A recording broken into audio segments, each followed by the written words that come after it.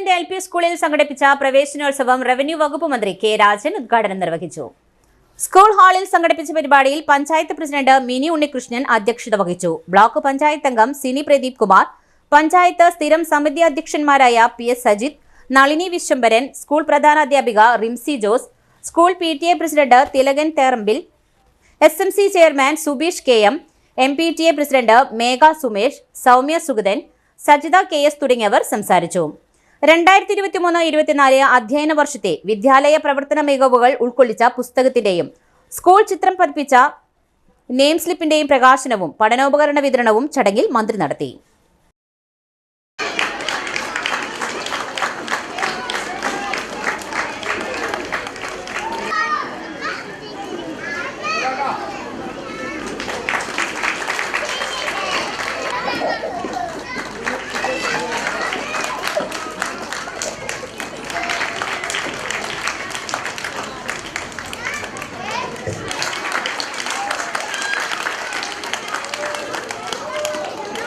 എല്ലാ കുട്ടികൾക്കും 10 എണ്ണം വീതമുണ്ട്.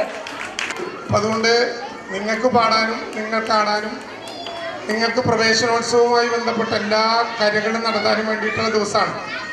ക്ലാസ് വേണ്ട, നിങ്ങളുടെ ക്ലാസ് വേണ്ട, 1ാം ക്ലാസ്സിൽ വരുന്ന കുട്ടികൾ ക്ലാസ് വേണ്ട.